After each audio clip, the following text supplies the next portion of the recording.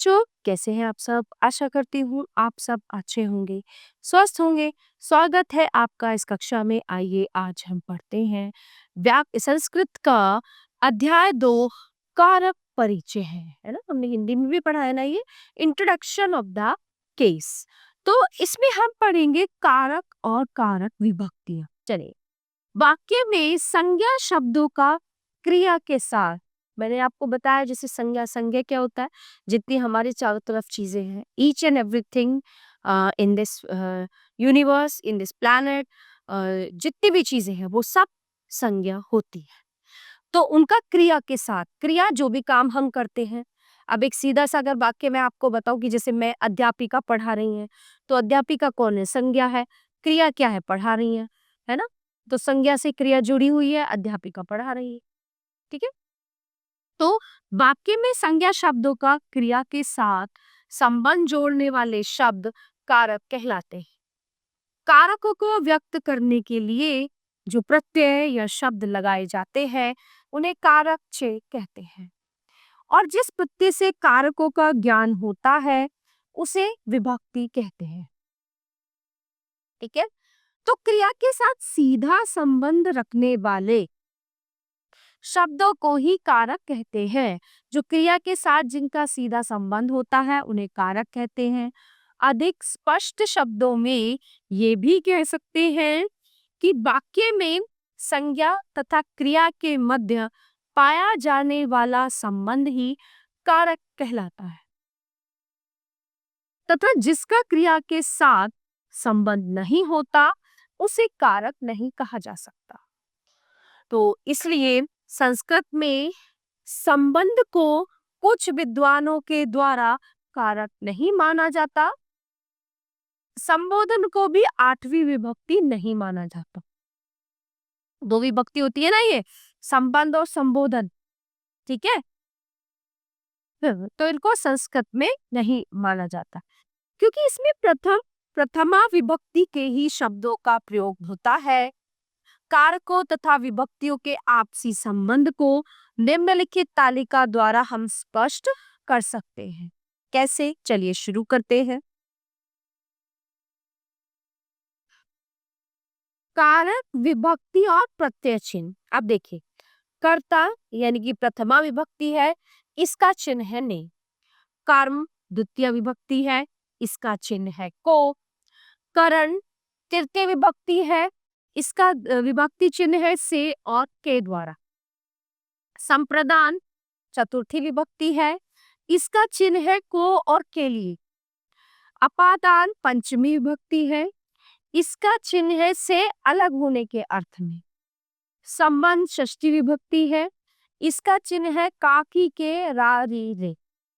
अधिकरण सप्तमी विभक्ति है, इसका चिन्ह है में और प। संबोधन संबोधनम हे अरे फोक, तो ये विभक्ति में नहीं आती। विभक्तियां जो है 7 हो जाती है। ये केवल इसमें संबोधित करना होता है किसी को। ठीक है। चलिए आगे हम शुरुआत अध्याय करते हैं। अध्ययन आकारांत पुल्लिंग बालक शब्द। तो आकारांत पुल्लिंग के हम बालक शब्दों के रूप यहाँ पे जानेंगे। कर्ता प्रथम, कर्म द्वितीय। बालक है, बालको बालकहा, यानी कि एक बालक ने, दो बालकों ने और अनेक बालकों ने। बालकम बालकौ बालका, यानी कि एक बालक को, दो बालक को और अनेक बालकों को। ठीक है। करण तृतीया विभक्ति। बालके बालकाभ्याम बालकहे, एक बालक ने दो बालकों से अनेक बालकों से। संप्रदान चतुर्थी विभक्ति। बालकाय बालकाभ्याम बालकेभ्य, यानी कि एक बालक के लिए, दो बालकों के लिए और अनेक बालकों के लिए। अपादान पंचमी विभक्ति। बालका बालकाभ्याम बालकेभ्य, यानी कि एक बालक से, दो बालकों से और अनेक बालकों से। संबंध षष्ठी विभक्ति। बालकस्य बालकयोः बालकानां, यानी कि एक बालक का, दो बालकों का और अनेक बालकों का। अधिकरण सप्तमी विभक्ति। बालके बालकयोः बालकेषु, यानी कि एक बालक में पर, दो बालकों में पर, अनेक बालकों में पर। संबोधनम हे बालक, हे बालको, हे बालक, यानी कि हे एक बालकः, हे दो बालकों, हे बहुत से बालक। तो ये थे बालक के रूप। अब इसी तरह से यहाँ पे देखिए आकारांत स्त्रीलिंग में लता शब्द के रूप कैसे होते हैं। अब बहुत ये इसमें आपने पूरा डिटेल में पढ़ा। अब यहाँ देखिए लता के रूप कैसे इसमें दिए गए हैं। कर्ता प्रथमा, कर्म द्वितीया, करण तृतीया, संप्रदान चतुर्थी, अपादान पंचमी, संबंध षष्ठी, अधिकरण सप्तमी और संबोधन तो सीधा संबोधन ही होता है जैसे पहले मैंने आपको बताया था। लता लते लताः, लताम लते लताः, लतया लताभ्याम लताभिः, लताय लताभ्याम लताभ्यः, लताया लताभ्याम लताभ्यः, लताया लतयो लतानां, लतायाम लतयो लतासु, हे लते हे लते हे लता। ठीक है। अब देखिए आकारांत नपुंसकलिंग फलम शब्द या फल के रूप आ जाते हैं। फलम फले फलानी, फलम फले फलानी। इसमें विशेष है कि इससे आगे तृतीया से सप्तमी तक के रूप बालक के समान ही चलेंगे। कहने का मतलब क्या है, ये दो हो गए, इसके आगे रूप ऐसे ही चलेंगे जैसे बालक के हैं, बिल्कुल इसी तरह से। ठीक है।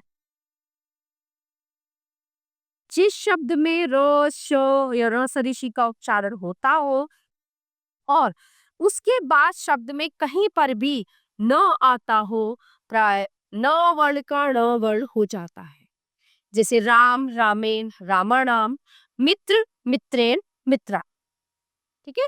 तो बच्चों इस पार्ट में हमने कारक के बारे में जाना, बालक के रूप सीखे, लता के रूप सीखे और फलों के रूप सीखे। ठीक है। तो प्यारे बच्चों ये पार्ट यहीं पे समाप्त होता है।